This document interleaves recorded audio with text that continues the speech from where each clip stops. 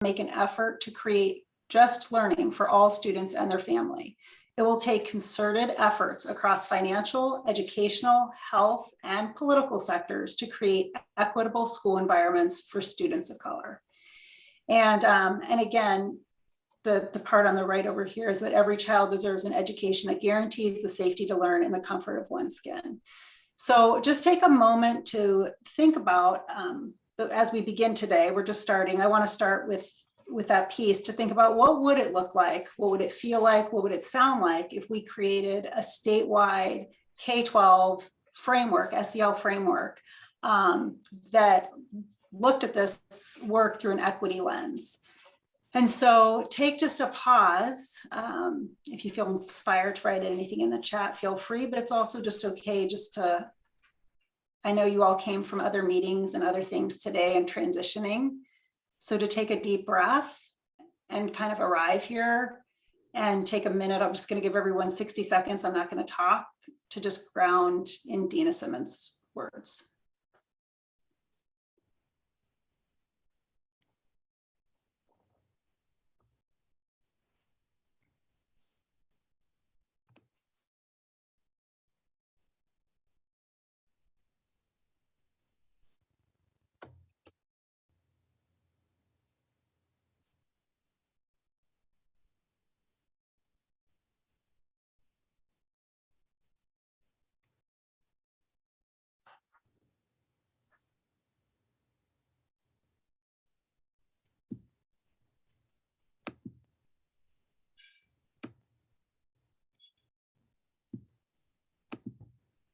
All right, I think that's been about 60 seconds. I'm terrible with time. That's another thing you should know.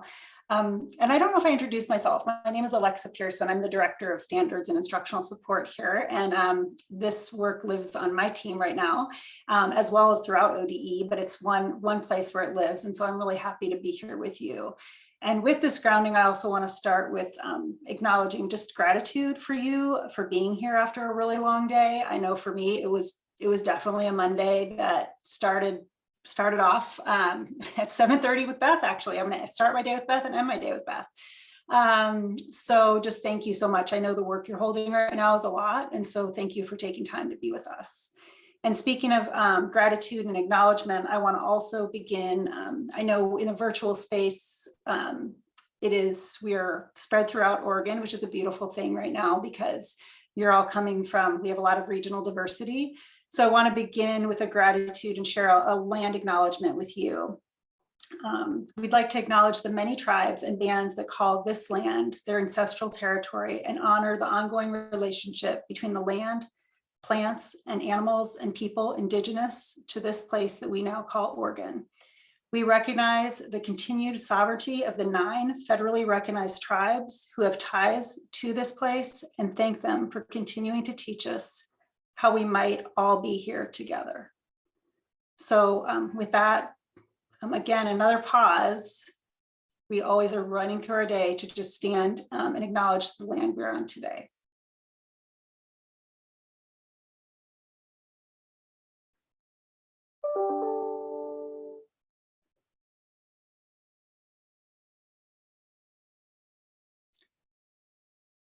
And then we're going to move over to introductions. Thank you.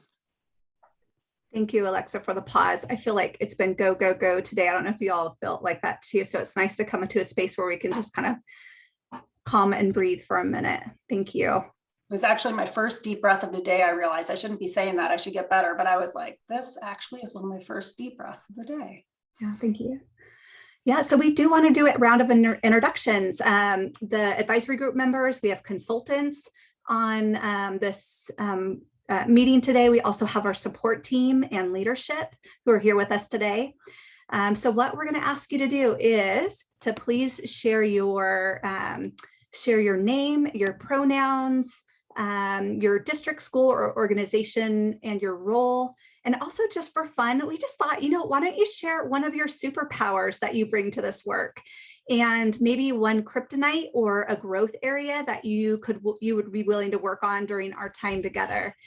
And so This is an opportunity just for us to kind of meet each other. And I apologize, I didn't even introduce myself. I was kind of waiting for this moment to get to the introductions, but I'm Beth Wiggum. I'm the one behind the scenes who's been emailing all of you. So thank you for being on this journey with me.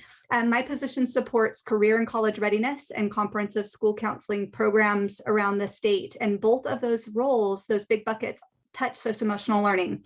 And so my work at this moment is to lead the social-emotional learning for ODE. So I'm on Alexa's team. Alexa is my director. She just introduced herself a moment ago. And so just really happy to lead this work until we get someone at ODE for the social-emotional learning education specialist position. And then I'll be working alongside them. So hopefully that gave you time to think of what your superpower is and your kryptonite.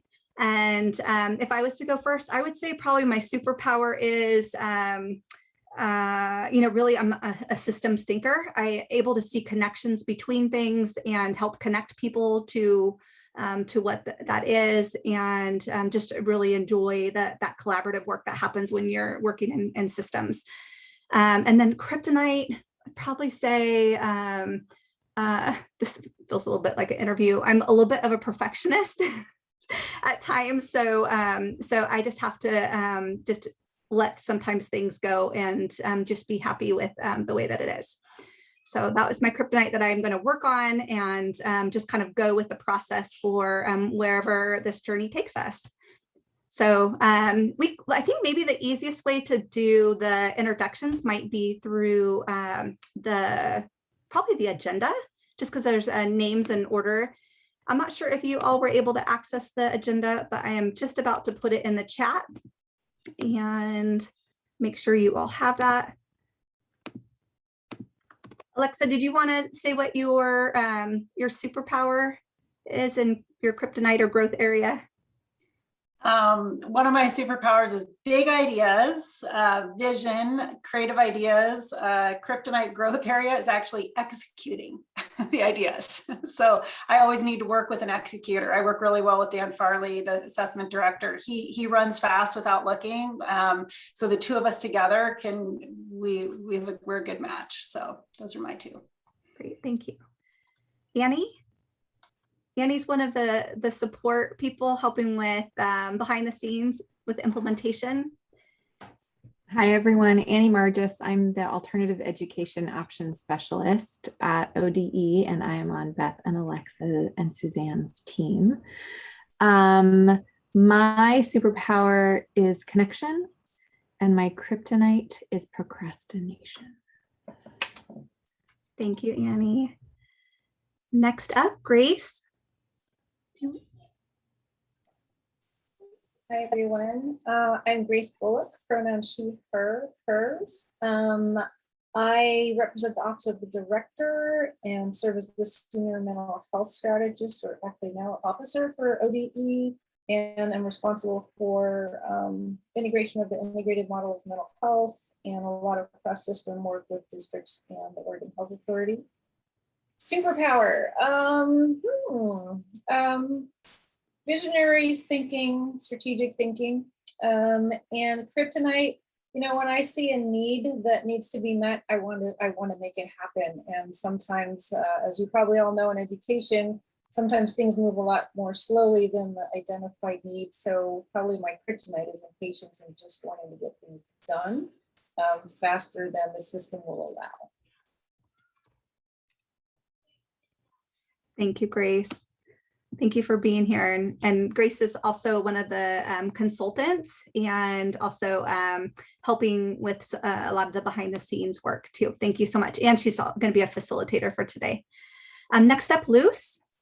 Luce is part of the support team and super excited to have her at ODE as a new colleague. Thank you, Beth. My name is Luz Rivera. My pronouns are ella, she, her, hers. I work at ODE and my position title is Mental and Behavioral Health Education Leader, and I'm part of the Education, Innovation, and Collaboration Department. I think my superpower is relational and connections with people. That's very important to me. And I strive to make people feel like they're welcome and a part of what we're doing and working on. As far as I'm going to name a growth area because it has to do with my role at ODE, and that is working to fit what I'm doing at education, innovation, and improvement as the mental and behavioral health education leader, along with several other areas which have to do with other departments at ODE, as well as within this group and through the other work that I'll be doing with student investment accounts. It has a focus with equity that's innate to the role, and that's really exciting to me. Thank you. Luce, do you have a kryptonite or a growth area for this? That was my growth area. That's going to be a huge task. It's going to cover both internally. So I'm naming that as my growth area as I transition into this role. Thank you. And thank you for also being a facilitator today. Yes, you're welcome. All right, Ramona, welcome. Thank you. It's good to be here. Mona Halcomb, she, her, Nana is my favorite pronoun. And let's see, I am a bridge. I feel like I am able to create community and across cultures, across agencies, and across age groups. So I think my superpower is being a bridge, and my kryptonite is the ability to say no. And so that's it. Thank you. Thank you, Mona. Mona will serve in a consultation role behind the scenes and also have opportunities to be involved in other ways. So super excited to have her a part of the team. And then next up is Suzanne. Suzanne is on the support team, and she has been working behind the scenes to help get prepared for today. Hi, everybody. My name's Suzanne Hitty, and I use she, her, hers pronouns. And I am the health and physical education specialist at ODE on Alexa's team.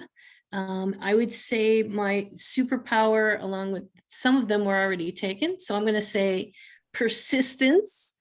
When I think something needs to be said, I can be outspoken and persistent in being heard.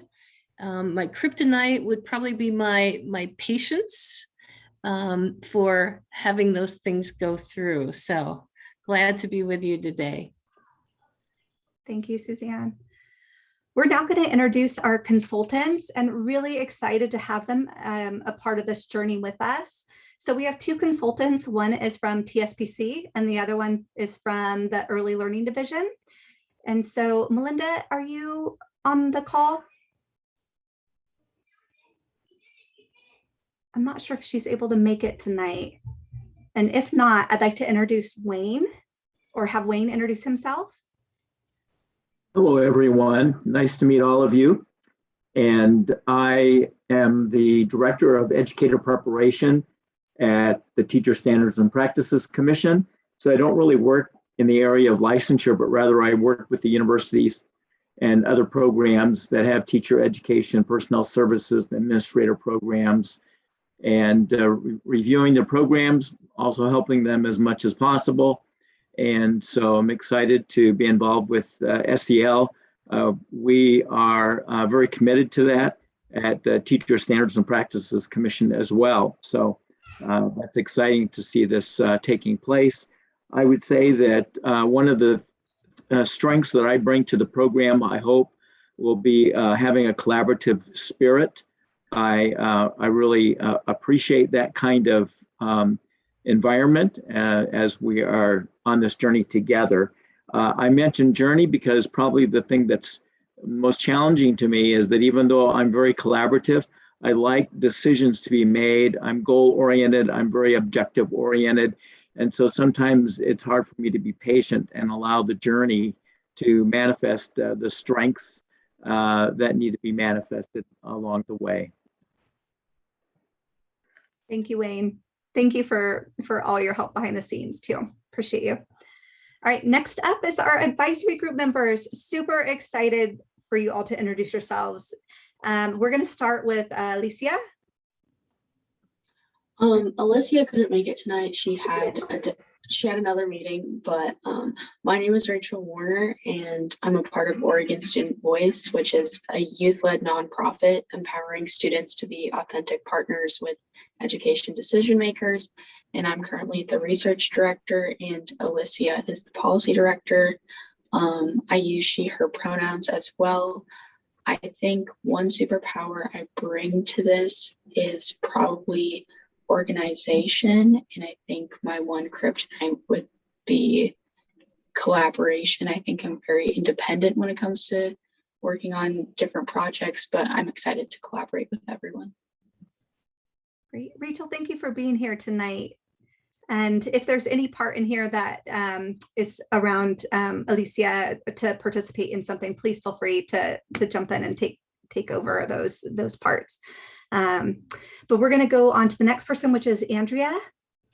Hi, my name is Andrea Shunk. I work at the Oregon Education Association. My pronouns are she and hers. I'm really excited to be a part of this work group this year. Like Alexa, I love a good metaphor to help explain the work and the systems. And I really like to get up into my whiteboard at my office and draw out my metaphor of what we're thinking.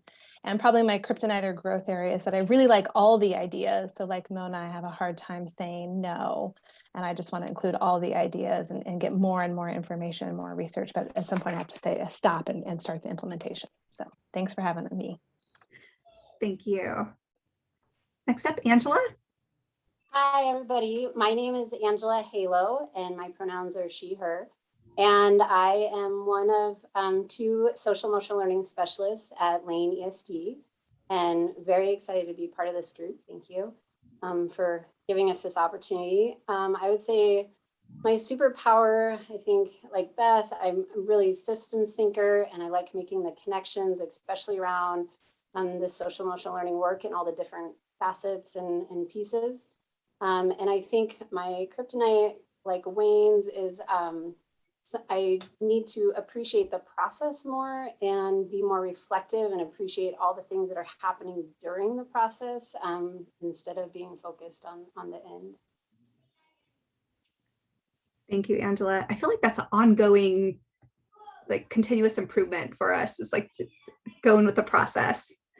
Yes. Next up is Annie.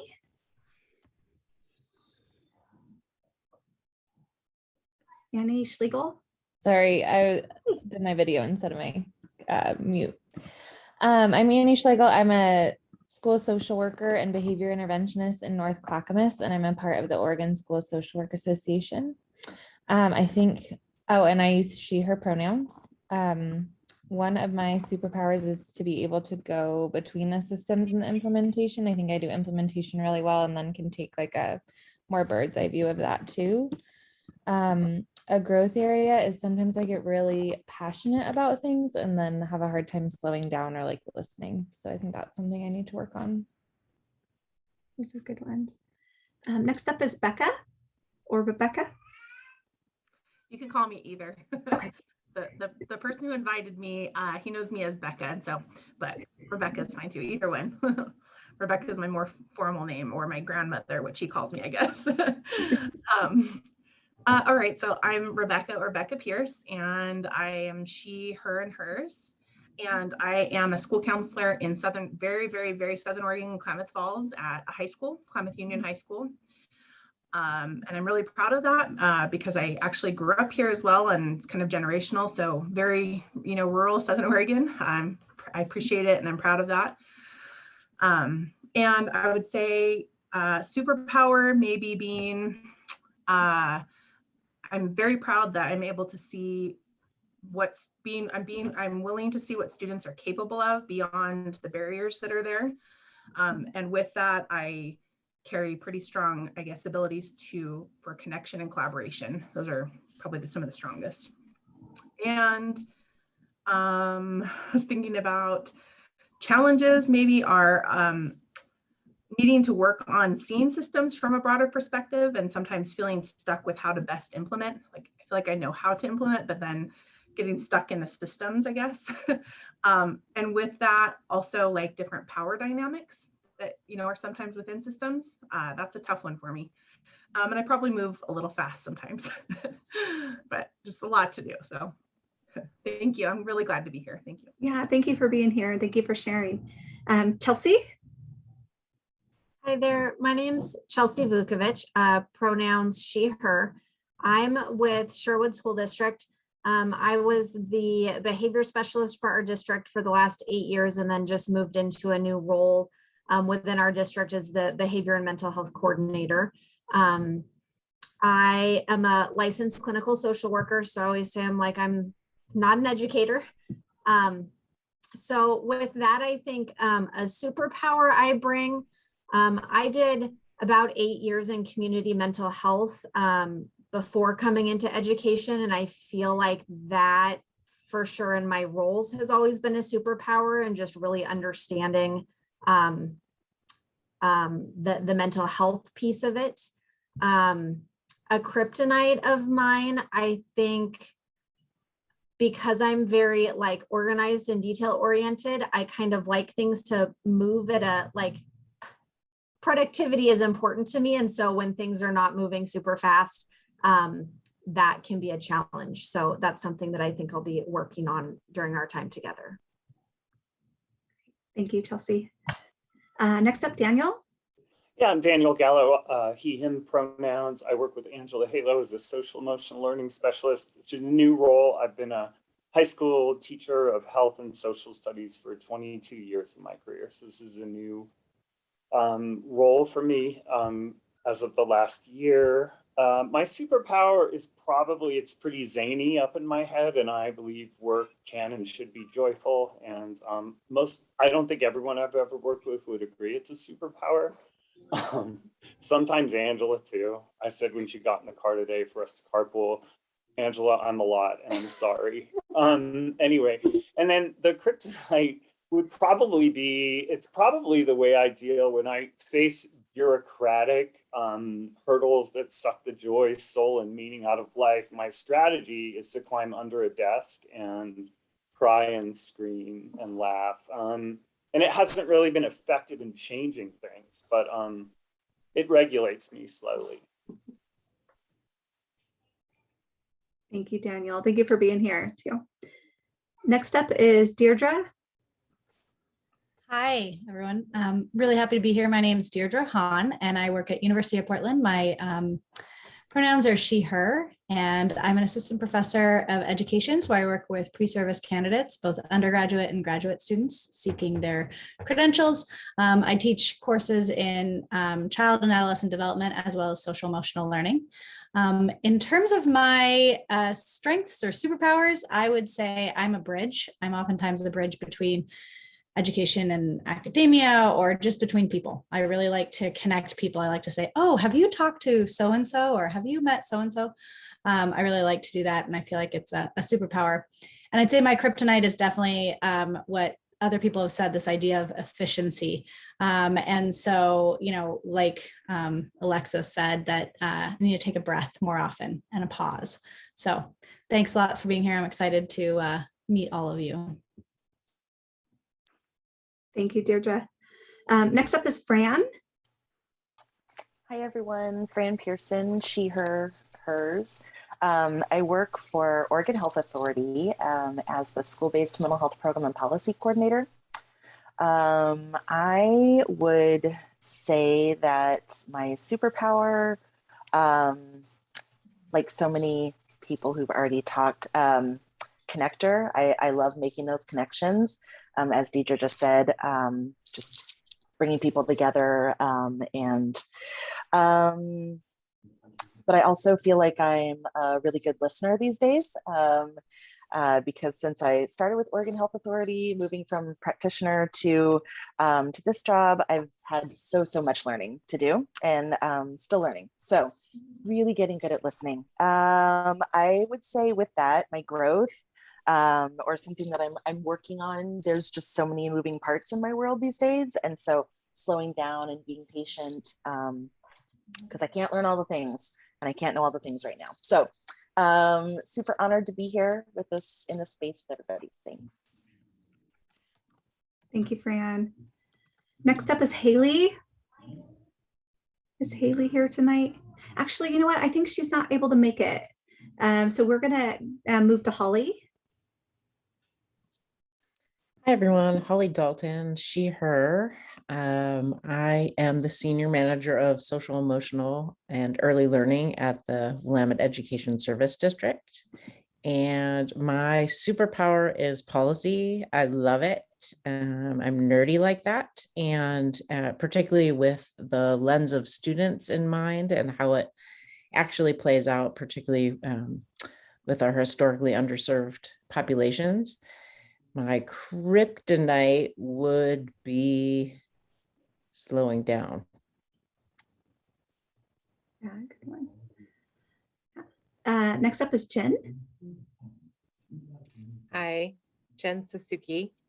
I'm from Malheur County. I'm the Student Wellness Coordinator. My pronouns are she, her, hers.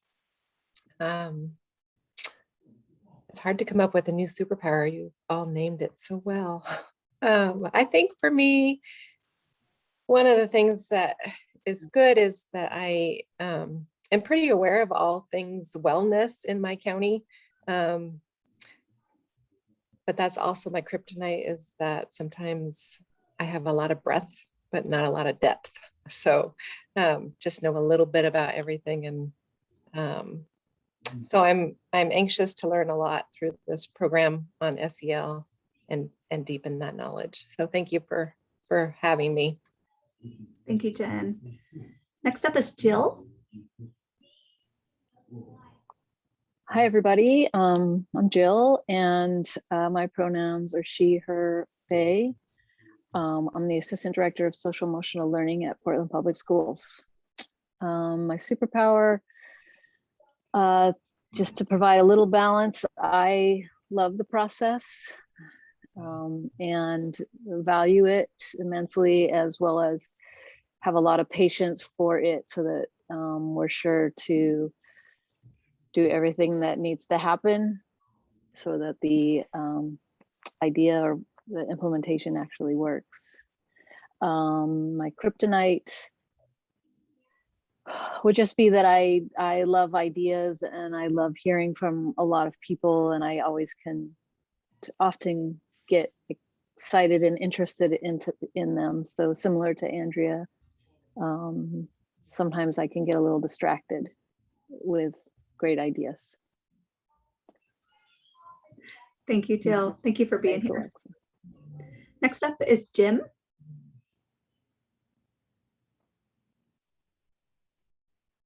Is Jim here tonight? No, Jim. Okay. Next up is Jose. No, Jose. Okay. Next up is Kate. Hi, I'm Kate Shively. I currently serve as our district COSA and Canby School District as a middle school counselor, and before that, and a high school counselor before that. I also am the president-elect of our Oregon School Counselor Association. I think one superpower, when I use she, her, hers pronouns, one superpower I bring is I'm a doer. So if there's something that needs to be done, I'm often the person people ask or bring it to make sure it gets done. And making that growth area similar to what people have already said, I need things to move at a pretty swift pace because there's just a lot to do all the time. And so being patient, taking that breath, enjoying the process, I really need to grow probably in that area. Great, thank you, Kate. Next up is Leticia. Hi, yes, Leticia Aguilar with Adelante Mujeres Chicas Program Manager. Preferred pronouns, she, her, ella. Wow, so many superpowers. I would say mine is that I am very passionate about the work that I do in helping and making sure I advocate for those that I work with. But also at the same time, I feel like that's also a weakness because I become so passionate about it that I get so into it that I forget to practice a lot of self-care. So that's definitely an area of growth for me. Oh, that's great. Thank you. Next up is Mallory. Is Mallory here tonight? I think it might just be Rachel instead of Alicia and Mallory. And then next up would be Melissa. Hello, good afternoon, everyone. Melissa McCoy, she, her, ella. I work for Latino Network, which is a community-based organization in the Portland metro area, as the director for our educational access program. So essentially supporting Latinx students and their parents in middle school, high school, and moving into post-secondary. And the goal of my department and our programs is to increase high school graduation rates and also enrollment and attainment of post-secondary degrees and trade schools. Superpowers. So I've had an advantage of listening to everyone and had more time to think about mine. And so I think for me, I'm a very empathetic listener. I love to help folks. Having been in this type of work for quite a few years, I also have recognized that I love helping people find their aha moments. It's really, that brings me a lot of joy and a lot of excitement. And one growth area for me is working in a community-based organization and recognizing that there's so many school districts represented in this space is just going to be an opportunity for me to learn more about those districts and also learn more of the language that the district staff use. Thank you. Great. Thank you, Melissa. Next up is Subin. Hi, I'm Subin O. My pronouns are he, him. I work for the Children's Institute. My title is the Senior Early Education Advisor. I also teach courses at Portland State University in early childhood education. Only one superpower. I have many. I guess one thing I feel like I hope to bring is that I like to straddle the line between research and implementation and how to communicate ideas in a way that's effective and impactful and meaningful. So I like to find that line. It's something I'm always looking for. I guess kryptonite is I think I'm hilarious. I think I'm very funny. And so, and I only have 5 jokes. So there we are. Subin, welcome. Thank you. Next up is Todd. Good afternoon, everybody. Todd Blomquist, Grants Pass School District and the Director for School Improvement. I apologize, I have the fall button, so I've got to off a lot, so my apologies. He, him pronouns. I also teach adjunct for Southern Oregon University additional admin licensure program. So I do our district support for our kids county mental health. So many good ones. I'm going to say that I have the ability to hold up a lot of things at the same time, like a lot of different buildings. I'm like holding them all up, and that's also my kryptonite. I can't always remember where my boundary is. Overcommit a little bit. So, Todd, thank you. Just wanted to let you know you're cutting in and out a little bit. I don't know if others were experiencing that. I'm sorry that the audio is not the best, and I hope you feel better soon. Last but not least is Whitney. Is Whitney on tonight? All right, I think that's it. Yeah, no, Beth, Whitney, I think is Whitney here. Is Whitney? I see her, but she looks like she's trying to unmute. Oh, okay, good. Sorry, I can't see everybody. Screen share. No worries. Can you hear me now? Yes, yes. Sorry, my headphones weren't apparently connected to my microphone. So good evening, everyone. My name is Whitney Swander. I use she, her pronouns, and I work for FBO, Foundations for a Better Oregon, as the Director of Data and Research. And one of my superpowers is translating sort of complex process or really big projects or long-term things into plans, process, and milestones along the way, and just kind of creating a space where things get done. And ironically, my kryptonite is actually analysis paralysis. And so I find that my superpower is actually part of what kind of helps me turn the curve. So if I spend enough time making those plans, then I find the right entry point, hopefully. Thank you. Great, thank you. And I'm so sorry, I almost missed you. So as Alexa was saying, we just felt like this time was so important to get to know each other. There's going to be more opportunities that we'll create to have you engage with each other, but we just wanted to hear from all of you and meet you and finally put faces to names. And just really excited to have you here. And both the strengths and your growth areas are going to be opportunities and assets for this work. So just really excited to see how those will intersect in and what you'll bring to this. So we are going to move on for our goals for the rest of our time together. What we were hoping is that we'd be able to have you all identify the core values within House Bill 2166 and ODE's integrated model for mental health. Next, we wanted to be able to discuss the House Bill 2166 and build on some of the current priorities that are happening around that are connected. And then we wanted you to be able to have an understanding of the timeline and scope of the work for the advisory group. We're going to be moving pretty quickly. So we want to make sure that you know what you have signed up for. And I apologize for the screaming in the background. I have some kids playing in the background, so I apologize. And then the last thing is that we couldn't do this work without knowing what's being done across the states, across our state. So we're going to be diving into some research and analysis of SEL frameworks and student standards that are out there, but we're going to go a little bit deeper because we're going to get your thoughts and your feedback on those frameworks and standards. So we'll take it from some research that's already been done and build upon that. So really excited to see what you all come up with. So that's our agenda, our outcomes for the day. You got the agenda, and just some little housekeeping things that we wanted to make sure you all had is that we're going to be recording all of the meetings. It looked like there was several people that couldn't make it tonight, so we want to make sure that they will have this information. But our hope and expectation is that you all attend all of these if you can, just because of, like I said, how quickly we're going to be moving and how all of this work is going to be coming from you all. So we want to make sure that you're engaged in that.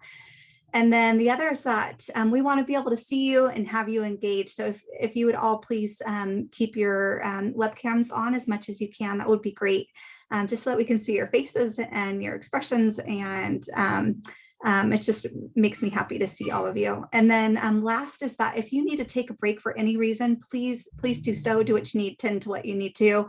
And if you wouldn't mind just turning off your webcam, it'll just make it so that there's not distractions in the background for people. And that's it for just the housekeeping stuff. And thank you again. We're going to move into the next part, which is community agreement building. And we felt like that this was going to be really important to do at the start of our meetings, just as we move forward, that we kind of have these agreements that we've kind of landed on together. So I'm going to hand it over to my colleague Luce. And Luce, if you want to take over. Thank you. Thank you very much. So as we get ready to review our community agreements, we want to acknowledge that this is a framework that supports us in our work together, and the things that we want to acknowledge that we respect and that we hold important to being able to do collaborative work. We would normally do this with you, not separate. And in the interest of saving time, we've established community agreements here. Doesn't mean that they have to be the only agreements. We're going to provide you 2 minutes to review the agreements that have been drafted thus far. Please know that we're going to use a 5th to 5, 1, 2, 3, 4, 5, for agreements to the items that are listed here. And why don't I go ahead and give you 2 minutes to go ahead and review those, and then I'll come back with you, take a look at them, and then we'll discuss where we are.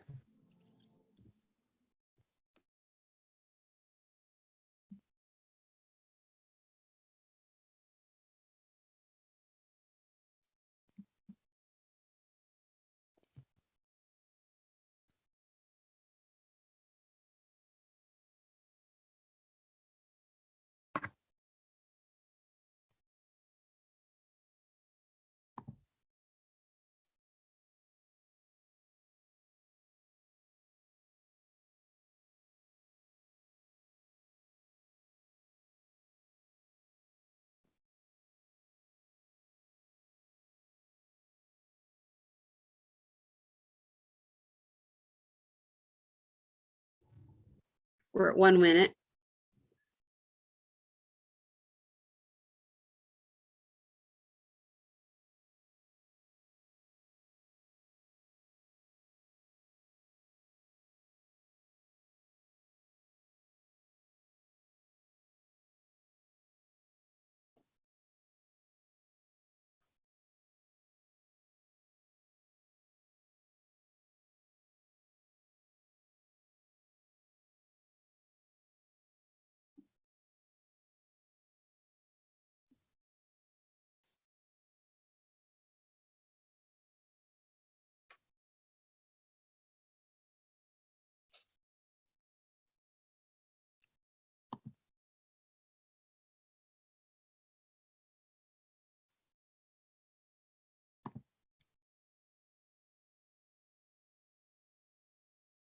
Okay, folks, that's 2 minutes.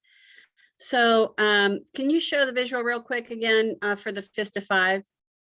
So this is what we're going to do. Fist to 5. No way. 1, 2, 3, 5 being, I love this. We'll champion it. All right, let's go back to the agreements, please. So just carte blanche 1 through 7. If you don't have any concerns, there are no edits for 1 through 7. We can do a fist to 5 for all 7. And if you agree with that, just raise your hand in the camera real quick.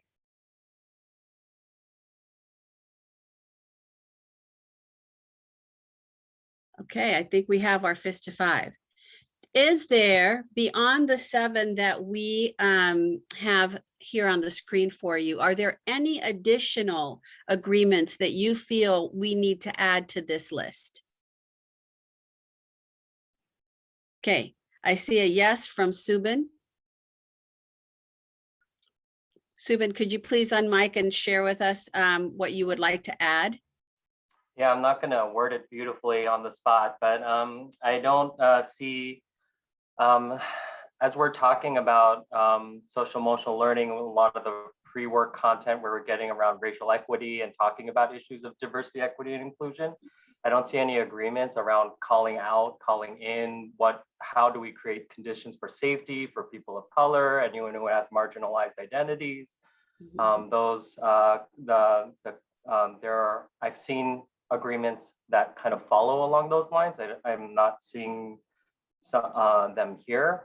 So that's one thing. And then also I would add one around no one should have to represent a whole population of people. We should be speaking our own personal truths. Okay. Do I have someone that's taking notes? Is there someone that's taking notes? Oh, Suzanne, thank you. Annie, thank you. So can we add number 8?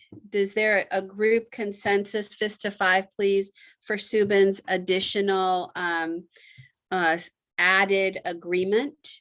Let's start there. And it was no one should have to represent their ethnicity, race, or ethnicity on its own, on their own. So fist to 5. Okay. Can I add, I don't know that it's only race or ethnicity though. It could be geographic area or there's a lot of, yeah, just a different differences, different groups. Okay. That's a good clarification. Thank you, Jen. So we've got a number 8. Now I'm going to back up and I'm going to ask us to look at number 2. Number 2 states growth. Constantly seek to improve, learn, align, and deepen our equity, consciousness, and capacity to interrupt systems of repression. So we can choose one of 2 things. We can add a separate agreement, or we can elaborate and add to number 2. So let's first start by, and are there any other suggestions? Anybody else want to contribute to that? Okay, so I was just, we also, could you articulate what you, so if you look at number 2 compared to what you were saying, could you just explain a little more what is missing from number 2? So Subin is talking about, and please correct me if I'm wrong, Subin, okay? being able to address the issue of how do we handle a situation where we may have to call in, and I'm going to use the positive language of calling in because that is more supportive, instructive, I think, than rather than calling out. I think we can work with each other on situations where we may have a situation such as what Subin has described.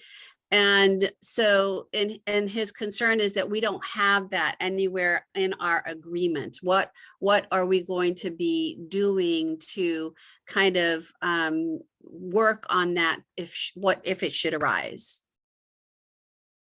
And I'm sorry, I've forgotten not that quickly who was it that asked the question. I think Jill had a clarifying question about number 4. I don't want to. Right, want to go to that without hearing. Sure. Yes, I want to. Yeah, let's go ahead and wrap up Subin's concern of what is missing and see if we can get to some consensus on that. And then I did see that Jill wanted to look at question 4. Unless Jill, Jill, can you unmute for a minute? Was your clarification on question 4 related to Subin's concern? No. Okay, so we'll hold on Jill's question 4 and come back to that in just a moment. Subin, am I representing what your concern is accurately? Yeah, I'm not going to be able to wordsmith it perfectly, but yeah, it's just if we're going to be working together and problem solving, bringing our different perspectives, that we're able to call each other in when there is a concern, and that, for example, if I were to do that, that I would feel safe to do that within this group. Okay, so two suggestions have already come forward. So Deidre writes along the lines of what Subin said, call in diversity, which is yes, what I was adding as a potential edit. And then also Rebecca is pointing to number 8, which states, it's number 7, group accountability. Everyone is responsible for holding the agreement, upholding the agreements, acknowledge if you notice we're not doing so. Or challenge assumptions. That was her additional edit. Subin? Sorry, what was the question? So Rebecca, there's two things that have been suggesting. One is edit the language to say call in diversity concerns or issues, challenging assumptions. And Annie wrote, I wonder if it's about interrupting systems of, oh, I'm sorry, wrong person. Rebecca wrote, I wonder if Subin is bringing up actually has association with accountability, which is item 7, group accountability. Yeah, it's probably related to all 3 of them, but okay, in terms of trying to be productive, I would say, I'm not gonna be able to wordsmith it perfectly. Expect that other members might call in issues of equity. I guess that could work. Mm-hmm. I have a question. Sure, Whitney, go ahead. I have a question, and I wonder, Subin, so I'm going to call you into this, that there's something about community agreement 4 that doesn't sit entirely well with me, because I think that it lets off the it lets the default thinking that centers dominant culture off the hook, because it's about, assuming positive intent and attending to impact, but we don't quite get into like how we move beyond attending to those who are impacted or harmed, right? Like, we're not really calling in that what you were mentioning about no one having to represent a whole population of people. So I'm just curious if you're having a reaction to 4 in the same way that I am, maybe.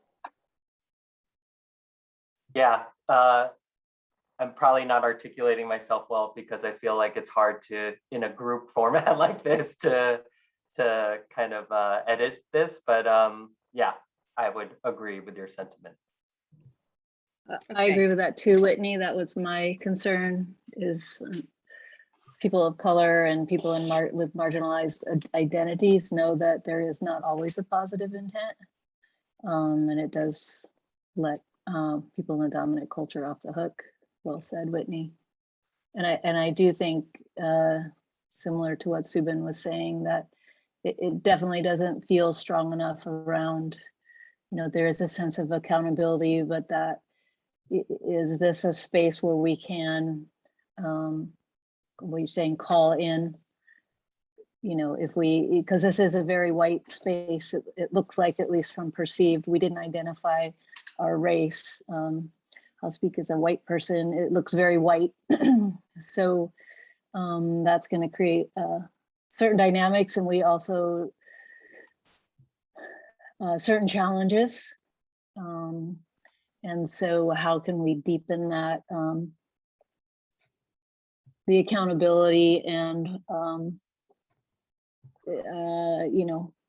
always bringing to the forefront those issues and working to interrupt them.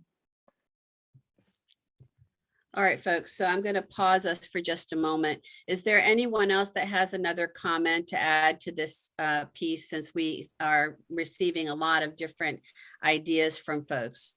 Let me first start there. I put in the chat, it's also about creating a sense of safety. Yes. And so I think that that's probably missing from, as I'm looking through all the agreements, that might be missing from there as well. That's a signature SEL thing, is to create a safe space. So I feel like we need to add that to our list somehow.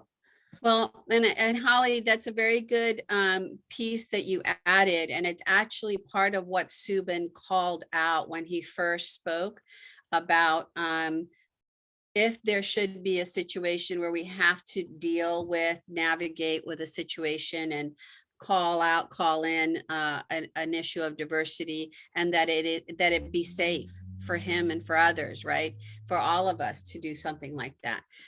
So I want to pause for just a moment. I think I'm trying to facilitate the conversation and keep up with your comments. And so if you'll give me just a moment, I want to make sure that I've captured where we are with people's comments. So just a moment, please. The last place that I left off, and Jill, I haven't forgotten about you. In fact, Whitney is mentioning expanding and focusing on number 4 as, I think, potentially helping us with this, but it doesn't necessarily address what you want to talk about. So Annie, I wonder if it's about interrupting systems. We got that. Alex, I wonder if we take the feedback and share a new draft via email and review next meeting. Thoughts, possibility. We also need to create safe. We got that one. Would it be possible to add an agreement that confidentiality, so that we are free to share here without our words being misrepresented or taken out of context? I think we can add a statement of confidentiality, Mona, but I'm not sure that by itself gets to Subin's comment, and also Whitney and others who brought up the piece about number 4 not being strong enough. And then Grace, I think we also need to acknowledge that this space may not be safe for everyone. Agreed, because we already have acknowledged that just on the surface, we are heavily represented by dominant culture. Okay, so I think I'm caught up on the chat. How would you all feel about us taking a draft, a kick at the draft, so that we address these very significant issues that have been brought up by Whitney, Subin, and others, and then adding that to our agreements and sharing it via email? That's going to be my proposal. If no one objects to that, I would like to do a consensus agreement on that, a fist to 5. Okay, so let's do a fist to 5. Do an email draft to cover the language that Subin and others have pointed out. Okay, I think that's everyone. Thank you so much. Now, going back to Julie. Julie, will you unmute, please? Hi, did you mean Jill? I'm sorry, Jill, were you the one that mentioned number 4? Yeah, and I earlier got my voice in the space, but thanks Sorry for getting about back it. to me. Oh, no worries, no worries. So you did address what you were feeling about number 4 when you shared. Okay. Well then, folks, for right now, I want to go ahead. Rebecca is adding number 4 may be the right place, and it also seems related to the article by Dr. Dina Simmons from Yale Center regarding the phrase white supremacy with a hug. Wow, that's beautiful. Yes, agreed. Thank you so much for that. Okay, so I want to thank you all for your input. Subin, you actually created a wonderful opportunity for discussion and for us to actually address some other bits that needed to be picked up off of our agreement. So thank you very much. Okay, I'm going to turn it back now to Beth. I think Beth is back up. Yep. Luz, thank you for facilitating that. And thank you all for participating in discourse to try to build the community agreements. These are going to be essential to us moving forward and being able to have our conversations and make sure that we're all feeling like we're in a safe space. So I'm going to go ahead and I'm going to move us on to Alexa. Did you want to pick up this one? Yeah, it's actually perfect. You all segued right into this. So the discussion we had took time, and I wish we had more time, but it is really important because it is the equity stance that we have at ODE. We're not just, it's not like Chequity. We really are trying to disrupt systems. So I'm going to read this to you again. Apologies for reading it, but I'm actually not going to read the whole thing. I'm just going to pull out big pieces here. But it's the equitable implementation of policy, practices, procedures, and legislation. So that's what we're talking about here. You all get to have input on this piece of legislation that was created with an equity lens, and opportunities for historically and currently marginalized youth, students, and families, including civil rights protected classes. This is the restructuring. It's the dismantling of systems and institutions that have that, as ODE, speaking of ODE, has been created sometimes by some of our systems that create the dichotomy of beneficiaries and the oppressed and marginalized. So we hope today, just again, this discussion really was powerful. So I really appreciate it. And I know we're kind of speeding quick because we're behind. That's okay. That is all right, because the part we did was really important. We'll go ahead and switch to the next slide, Beth. There's a little dinosaur coming into the screen here, which is beautiful. We love children in here. And I'm not going to read this one to you, but one of my favorite writers and work that really has been a center for my leadership is Adrienne Marie Brown. And I think when I think of this work we're doing, I know what SEL looked like when I did it, when I worked on this for my school, when I led as a principal. I know when my children were in a school. And I have my own ideas. But what I loved about this quote here from her is that sometimes, like there's one piece in here, and she says, just at least consider that the place where you are wrong might be the most fertile ground for connecting with and receiving from others. And sometimes even in the discussion we just had, some people might be thinking, oh, wait, that didn't sit right with me, or I want to think here, but how do we take time to listen to each other? And learn from one another. So really, really excited to be here and to ground with this. And now we're going to launch into HB 2166. Get ready. All right. Thank you, Alexa. Yeah, so we just wanted to kind of ground a little bit more in the background, like the background of the House bill and the purpose for it. And I'm going to rush a little bit through it because we really want to get to Grace's part too, but we feel like we need to set the stage first. So, the intent of the Student Success Act was supposed to include the creation of the socio-emotional learning standards, but they didn't make it in that when it was adopted. So as soon as that session ended, the SSA was adopted and people were trying to figure out how to circle back to the socio-emotional learning standards and how to fund them. The Racial Justice Council was able to pick it up, and then with support from the governor, they were able to get it added to the House Bill 2166. So that section 4 and 5 is the socio-emotional learning part that we are going to be tasked with implementing for our work. But the bill morphed over 9 different iterations, and then ODE was supporting this bill and worked closely with the legislature and provided them information to really be able to help move it forward. So we are in support of it and in support of your work and what you all develop for recommendations. And so we just wanted to be clear that the socio-emotional learning advisory group meetings are going to focus only on addressing that section 4 and 5 of the House bill. So you're not all going to be required to do all the other parts. But the intent of the socio-emotional learning section of the bill is really straightforward. It's to create a statewide K-12 socio-emotional learning framework and student standards within an equity framework, so that it's really clear why we're all coming together and what that is. And ODE's vision is just, we know that the train has left the track. You all have been doing social emotional learning around the state. You all are doing amazing work. And we needed a way to work with you and get together to try to create what a framework for the state could look like and what those standards could look like. So we're excited to partner with all of you and as you develop the recommendations. And we're going to go ahead and move into the timeline. The whereas is important. Should we go through each one? So the whereas statements, you probably had a chance to look at those.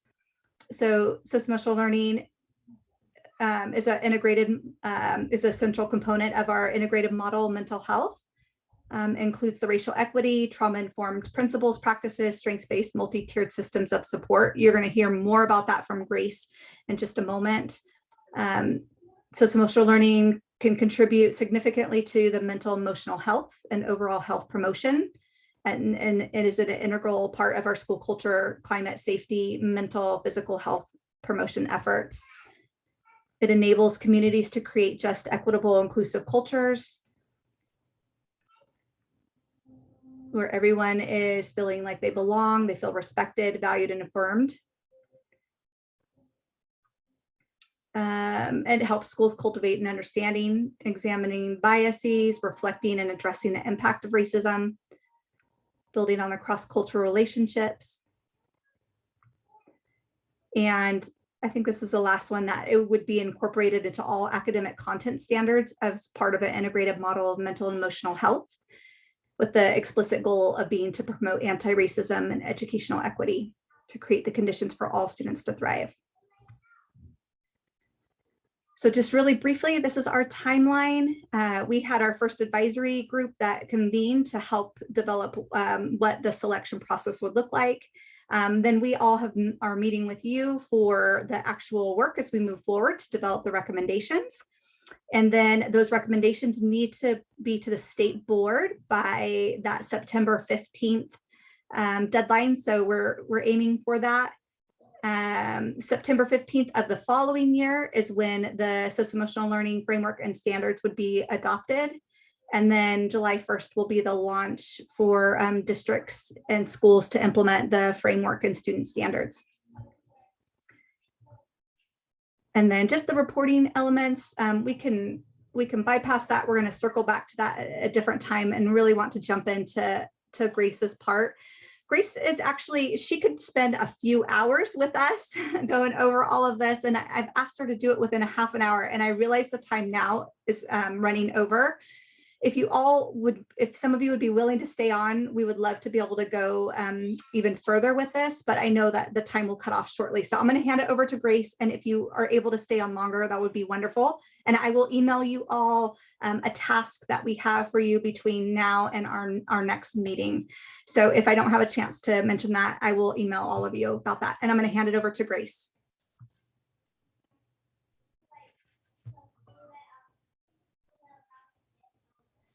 Thanks, Beth. I just want to name something because I'm feeling a little bit of tension. And first, I want to acknowledge and appreciate the tremendous amount of time and effort that has gone into putting this together for you this evening. And Beth, Alexa, and team have spent a lot of time working on putting this together. But I also want, I'm feeling tension because I'm feeling tension between the white dominant culture norm of making sure we get through all of this and the reality that it is 6:12. Y'all have been working all day long. I don't know about you, but I'm starting to get a little crispy mentally. And I feel like if I do what was planned, I'm just reinforcing this white dominant culture norm of slamming through and not paying attention to our social emotional health, our mental well-being. So I appreciate the suggestion, Beth, of having folks stay on. And 6:30 is a long day for most of us, and I just don't I don't feel comfortable with that. So I think what I would like to do, if it's okay for everyone, is get through some of the high points. Many of you have seen this before, some of you have not. So what I would like to do is kind of touch on some of the high points. We were planning on having a breakout session, and I think that this taking time and space to really dive in and have this conversation is going to be really important. There's just no way we can do it in 30 seconds. So I just want to honor that and say that with all respect to my beautiful colleagues, I think what I would like to do is just hit some high points, do the assigned breakout kind of as a take-home thought exercise. You can all percolate on it. Then we can figure out what to do next time, to get some time together, regroup, think through this model when we're all fresh and have a little bit more bandwidth, and go from there. So is that okay with everyone? I cannot see all your hands. I can see the chat. I see some nodding. Actually, I am going to switch my view so I can see you, because I know I can't actually do that. Well, I used to be able to do that. Can anyone else see? Okay, I see thumbs here and there, thumbs, more thumbs, and more thumbs. Okay, I'll take that as a yes. So thank you for your patience. This is like a big amount of work, and we're very grateful that you're here. So I'm gonna start by talking about the large lens of this. And the large lens of this is that, as you all know well, so forgive me for preaching to the choir here, we're really centering this work around supporting students and families. We want to make sure that whatever it is that we come up with as a team, that we're centering children and families, and also that we're acknowledging, for all you systems thinkers out there and all you aspiring systems thinkers out there, that children and families live in contexts, and many of those contexts have nothing to do with education.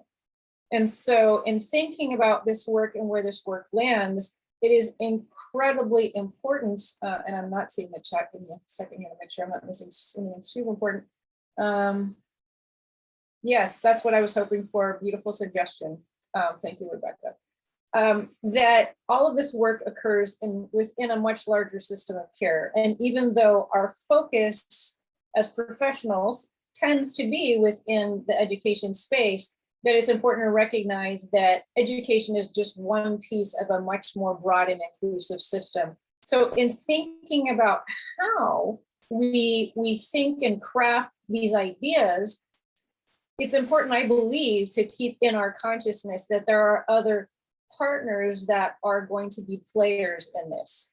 For example, when we think about mental health service delivery, like are the structures and the things and the, sorry, after 6 o'clock, I get all like mealy mouthed, but are what we're creating cognizant of, what's going on in communities? Are we linking together with community partners? And there are many community partners intentionally in this group, because we want to make sure that what is created within an educational space also honors community health, honors community partners, honors what else is going on in the social service space, recreational service space. So I think it's incredibly important for us to think beyond the lens of education, to think about how are we centering children and families, how are we centering racial equity, but also how are we centering this within the larger sphere, so that we don't end up perpetuating A, white dominant culture, and B, kind of like the siloification of this work, because children and families exist in education as only one sphere of their entire life. Enough said. Does that make sense at all? Any thoughts or questions about that? I know I'm dropping some big heavy thought at 6:17. So again, we'll have more time to think through this, but just acknowledging that there are much larger systemic factors at play. Next slide, please.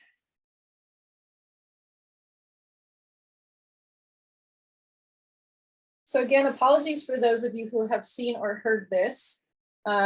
Yes, trees, groves, and forests, I love that. ODE in developing and sharing this integrated model of mental health has done so, one, with consultation with many of you and others. So many of us have had conversations about this, but really it's centered around a number of guiding values that I think are worth sharing. And even if you've heard this before, spending a little bit more time to reflect on this. So I think that we would all agree that mental health is one of the cornerstones of education. So if we're not attending to the mental health, and I mean this broadly, so also thinking about physical health, sexual health, relational health, all of these aspects of health that in our model are encompassed within the term mental health. And being very intentional to say we are talking about mental health, not mental illness. So again, this is a very health-based approach, that mental health and health are cornerstones of education. And if we don't attend to the health of students, families, staff, then teachers can't learn and teachers can't teach and students can't learn. But health occurs along a continuum of care, which you'll see in the model.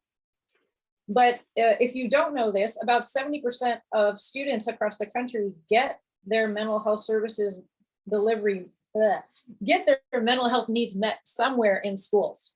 So in many respects, even though there are, many agencies, organizations, providers, I have been one that provide a lot of mental health services and support, schools are really the primary center for mental health.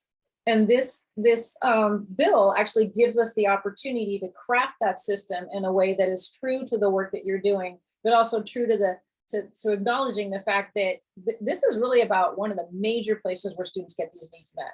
And that's huge. And obviously we know that students do better in school when their health needs are met, and also when staff's health needs are met. Often staff do not get acknowledged in this equation, but if you have unhealthy staff, you will also have unhealthy learning environments, and that makes it difficult to learn. Next slide, please.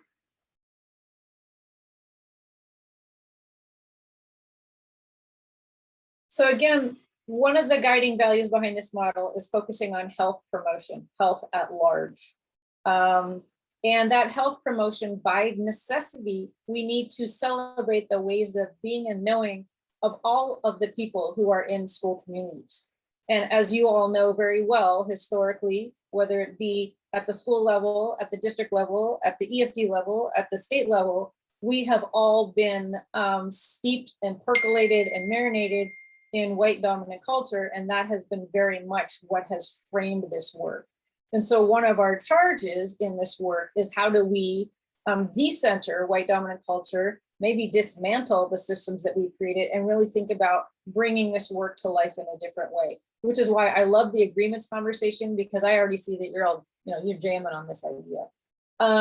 So the model, and I'll talk about this a little bit more in a second, is supported by 4 equally important pillars of practice.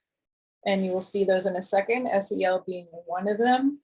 And that extremely important. Strengths, not deficit based. Again, I could talk for days, as Beth knows, about how white dominant culture has focused on fixing what's broken, not honoring what's there. And that it's centered on equity, collaboration, flexibility, and meeting communities and people where they are, not where we think they should be or where white dominant culture tells us they should be, but where they actually are. And that is going to look different for every person, under every circumstance, in every school, in every district. So it's a big charge, but I think we're up to it. All right, last but not least. So I'm going to cover this really superficially, and then we've agreed to do a bit of a deeper dive on our own, but also when we regroup next time. So if you can look at the bottom gray arrow situation at the bottom, one of the important things to recognize is that mental health is not the be all end all. It occurs along a continuum of care that brings in all of what we've been talking about in the health space: physiological needs, safety and security needs, the need for relationships, connection, community, and all those things are necessary even to create the conditions where we can begin to start thinking about learning, thinking about purpose, thinking about self-efficacy. So the last box, which again, I keep saying, if anyone's got a better name for self-actualization, let me know, because I hate it. But that's kind of what we're going for, is to create the conditions where people can thrive, basically. So the model is very much centered around mental health, again, within this context, and recognizing that. And, you know, my apologies, we've received a lot of feedback about this model, and it's the best graphic representation that we've been able to think of to show that this work is centered in equity, it's centered in strengths, it's centered in being trauma informed, and it's centered in the best and brightest and most beautiful pieces of social emotional learning. We've had lots of different debates about whether one or the other of these things should be at the center. And in some ways, they're all at the center, which is why they overlap so much, just for pure transparency. So I'm going to give you all, I mean, you had a chance to look at this, or maybe you didn't, which is fine too. But I think that probably the best course of action looking at the time is to give you some time to think about this, marinate about it, look at it, and we can talk about it a little bit more next time. But we have a number of questions for you that we were going to do in breakouts, but we will reserve for next time. Next slide, please. There we go. So Pat, I think Beth, I think we should still do the Padlet idea, but just keep the link accessible to everyone so that they can play in the Padlet. What do you think? So I'm going to leave it to you as the architect of all this. Does it make sense, do you think, Beth, to have people play in the Padlet offline? Do it next time when they're together in small groups? What makes sense? Yeah, I just put the Padlet in the chat. Sorry, I was cutting and pasting and I wasn't able to take myself with mute. I think the Padlet will allow you to see or start to, put your thoughts down, and might be an opportunity for each other to see what you all are thinking around the questions. So on here, the questions are: what does strength-based, trauma-informed, equity-centered, anti-racist, socio-emotional learning look like? And then what are you already doing that incorporates the integrated model mental health principles? And so we can also, I could put those into Padlet so that those questions are there that people can come back to. Yeah, it'd be great. And then you could comment on each other as well when you're in there. So if you're not familiar with Padlet, down on the bottom is a plus in the bottom right-hand corner. And it allows you to add kind of like a sticky note, and you can move it into breakout rooms. We didn't do the breakout rooms, but you can. No. Can we email people their number? Yeah, a group, like a breakout room number. Yeah, can we, or assign people numbers so they know where to go before we go? Or sure. Can I, if I can email everybody? We could end up with a lot of 2s and 4s and 1s. I don't know.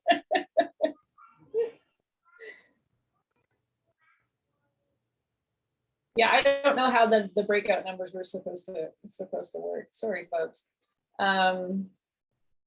Beth, maybe we can just email people their breakout numbers. Yep, They know that's where what to I go. said. Okay. Yep, I will email people out a breakout room number and then have you join that breakout. It'd be great. Wait a minute, I'm missing Daniel's expression right now. Thank you, Daniel. Love you, man. Okay. Bring out a guitar and sing us out, Daniel.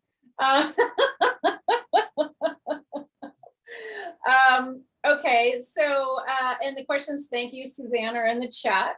So what I'm going to encourage you to do is contemplate these questions. We'll figure out how to get back together next time and have conversations about this, and then we can dive in. Does that sound like a plan? Perfect. Okay, so Beth, I'm going to have you take us out in the last 3 minutes. Thanks, everybody. Yeah, thank you, Grace. Yeah, so we didn't have time to go through the research part. What we were going to do was hopefully build off your the schema and the understanding around the values and the priorities. And so we will, like I said, I'm just going to go ahead and email out the kind of the task, the research task, what we were hoping you would be able to do. And what we're hoping is that we'll be able to look at the values for Oregon in what we've read in the whereas statements in the House bill, and then what we've heard from the 4 pillars of ODE's integrated model of mental health. And then we wanted to look at how those align across states and see where there's some connection. So that will be kind of the next little part. And so I think that's it for tonight. Mommy. So I can just poor Beth, she's been juggling a lot today, and George has been with us. I just want to again thank you, and just know that I really appreciate the pause and the slowdown and the frustration. I know a lot of you had said like, well, I like to get through things and it's hard for me to slow down, and some of you said you don't like bureaucratic things. I'm telling you, do not come to ODE. A lot of bureaucracy. Lots of things that you have to wish is a big deal on the big deal-o-meter. And this work is a big deal on the big deal-o-meter because it is, it's going to make a difference in our state and the way we work together. So I'm just so grateful that you spent the time with us, your patience with the facilitation as we get our groove. We will send up a follow-up email. Feel free to reach out if you have questions. We know we didn't get a lot of like breakout room time. I mean, I'm sure a lot of you are like, oh, I want to connect with them. I want to connect with them. And we will have time for that eventually. So apologies for that part, but I think we built a really nice foundation today. And thank you to Luz for her beautiful facilitation of a rich conversation. So, and just, I want to say a special shout out for Rachel for being here. It's really nice to have a student here as well. And you won't be alone next time. So, so I'll end with that. Beth and I and Grace and anybody else who can stay a little longer, feel free. If we'll stay in case there's other questions, if anybody has any, but otherwise we will see you at our next meeting, and just thank you. And have a great night. 6:30. Everybody. Go eat, feed your dogs, feed your Getting cats.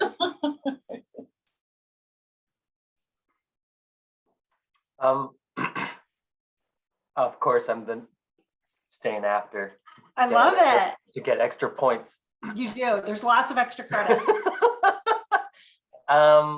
I just had one question. So we got some like pre-work, some pre-reading. There was the Dina Simmons, that article, and then there was the Transformative SEL, the 2019 piece, which I think there were some ideas in that 2019 article that are a little different from like the guiding values and some of the slides that we just saw. So I guess my question is like, how should I be thinking about that pre-work? How should I be thinking about that pre-work?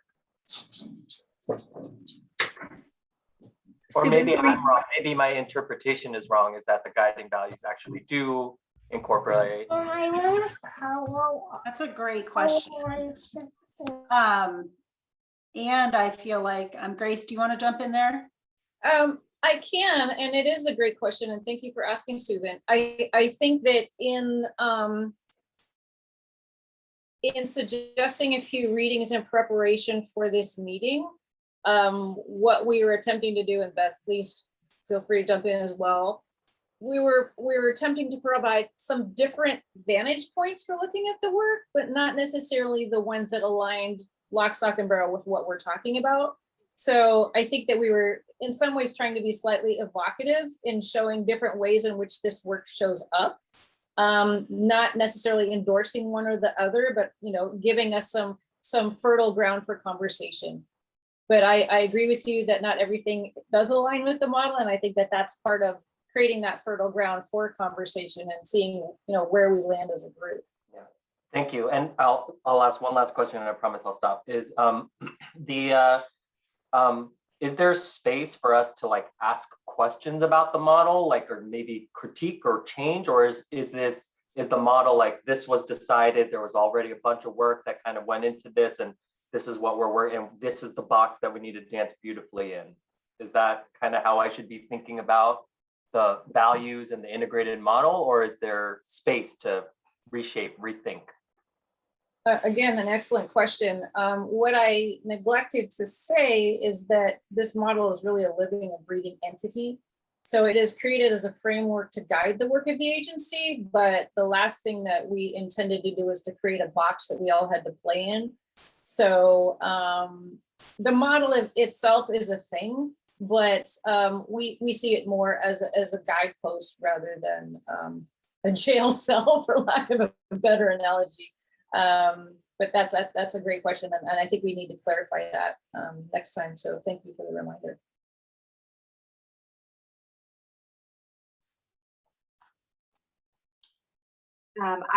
I have just another question that I had dropped into our notes specifically, or into the chat, specifically around a norm, an agreement, to really focus on a student-centered perspective as opposed to a system-centered perspective. And in the same spirit, I think, of not asking for anyone to speak for their entire community or population, I do have some concerns that we just have one student from the Oregon Student Voice perspective that's here. I think that SEL is such a dynamic field that I have concerns about not having a more robust student perspective. And so if that is an engagement process that occurs when we are at midpoint, that does include, I also don't think that this is a necessarily authentic space for a young person for young people to be engaging in process.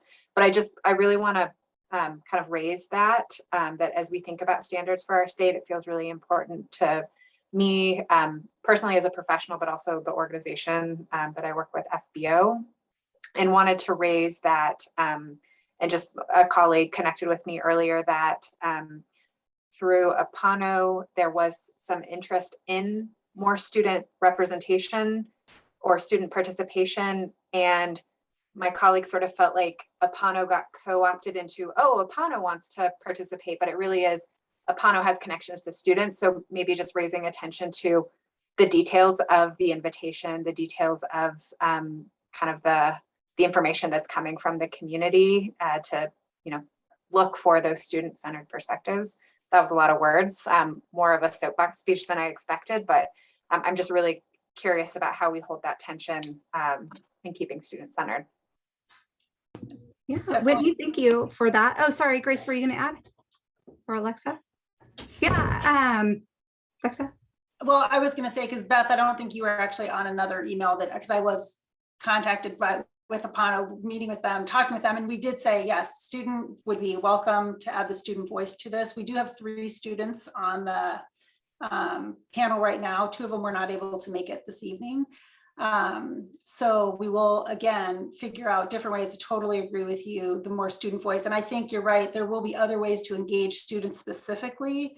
And especially it's hard because we have all types of different districts represented, between we want to make sure we have give voice to students throughout Oregon.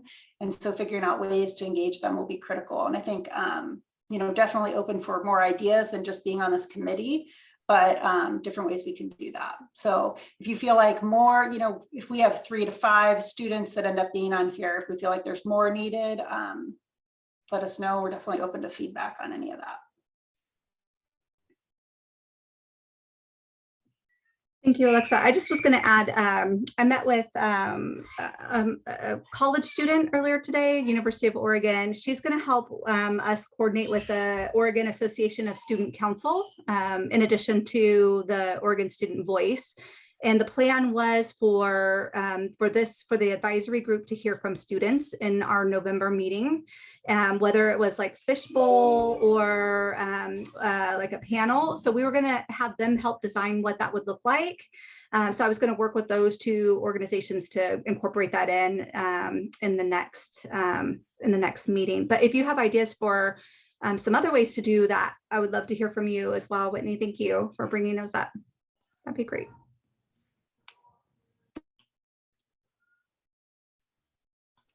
Many of our tribes have student councils, and I could reach out to some and see if they're interested too, if you want. Mona, Yeah, I was just privately chatting you.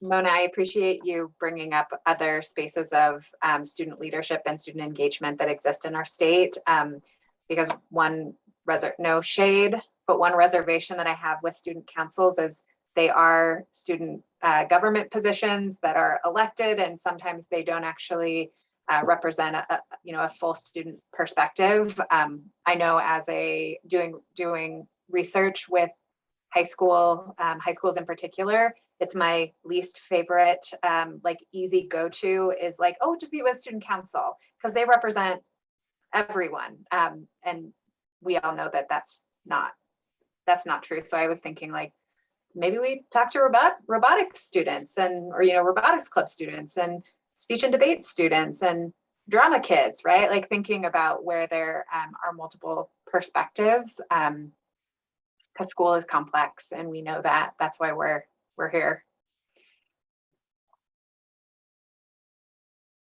And I think along those lines, sitting in a number of various entities and councils and bodies, one of the things that concerns me when we start talking about student voice and student councils is that we can take a lot of time and space to ask students what they think, but we really have to be willing to yield power and change what it is that we're doing, not just give them the time and the space to give them to give us their feedback. And I think